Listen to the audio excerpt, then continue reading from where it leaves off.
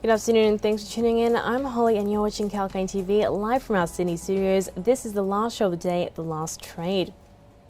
Now coming to the ASX performance today, the ASX opened higher, catalysed by strong gains in the heavyweight banking sector off the back of the Commonwealth Bank's first half profits.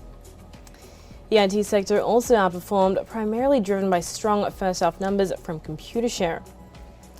And eventually the S&P ASX 200 closed up today, gaining 70.30 points or 0.98% and crossing above its 20-day moving average. Over the last 5 days too, the index has gained 2.55% but is down 2.37% for the last year to date.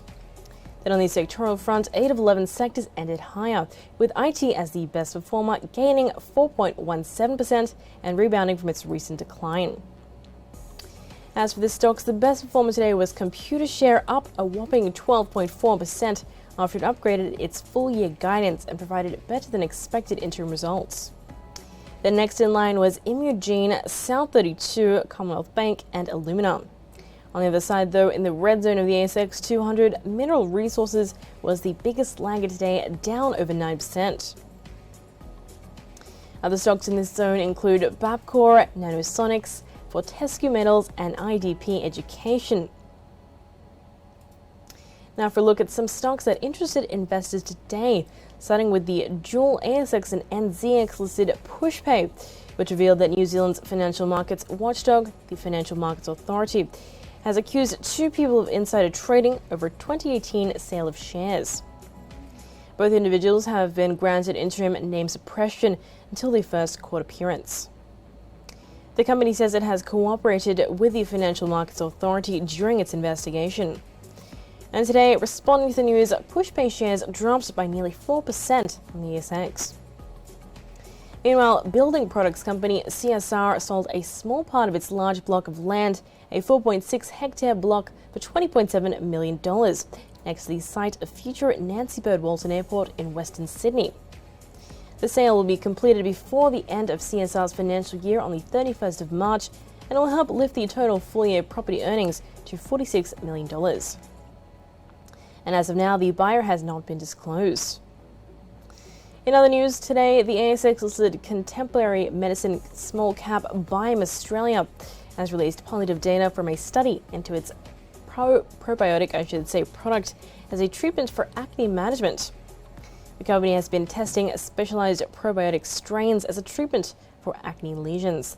And today, the company's shares surged by nearly 5%. Another stock that's surged as well was Computershare, up over 12%. The company has upgraded its full-year guidance and released better than expected interim results, which seems to have been welcomed warmly. Management earnings per share has increased by 4.5% for the first 6 months of the financial year 22.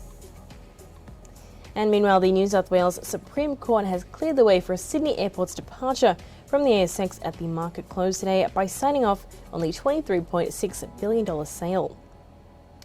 This approval has been done towards the takeover by a consortium led by the New York-based Global Infrastructure Partners and the superfund-backed IFM investors. And speaking of travel companies, Qantas, their inbound international bookings doubled yesterday after news that Australia will reopen its borders in just 2 weeks. PM Scott Morrison has affirmed that all vaccinated visa holders, including tourists, business travellers and other visitors, can fly to Australia from the 21st of February. This could trigger a significant spike in bookings and searches for travel players. With that said, now it is time for a short break, but don't go anywhere because around the corner we'll be back with more market news for today.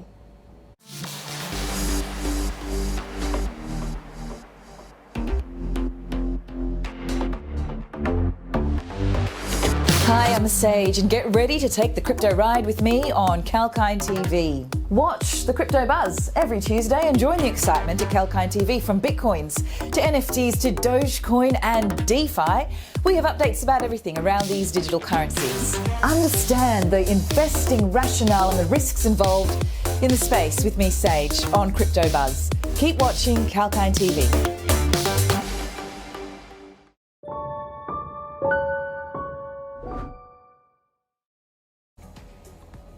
Welcome back to the last trade here on Kalkine TV.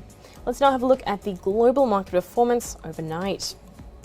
First to the US, where Wall Street's positive lifted spirits in Asia today as shares mostly traded in the major markets on an advanced note, with Japan's Nikkei rising 0.8% and the broader topics advancing 0.72%. South Korea's Kospi Index rose as well 0.74%, and Hong Kong's Hang Seng climbed 1.63%, while China's Shanghai Composite Index gained 0.11%. Overnight, Wall Street ended sharply higher, lifted by big tech companies like Apple and Microsoft, while a jump in Treasury yields elevated bank stocks ahead of a key inflation reading this week. The S&P 500 advanced 0.8%, while the Dow Jones Industrial Average added 1.1%. The tech-heavy Nasdaq, meanwhile, climbed 1.3% as well.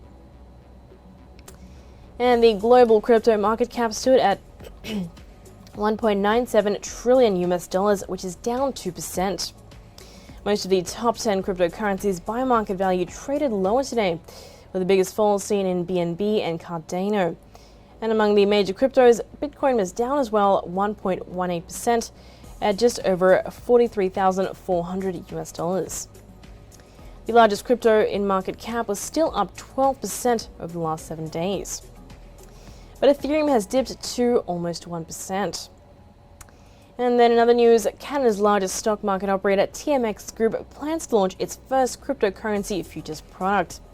So it's certainly something to look out for. Well, that is a wrap for now on the last trade, but tune in next time only on Kalkine TV. This is Holly Shields signing off for the day.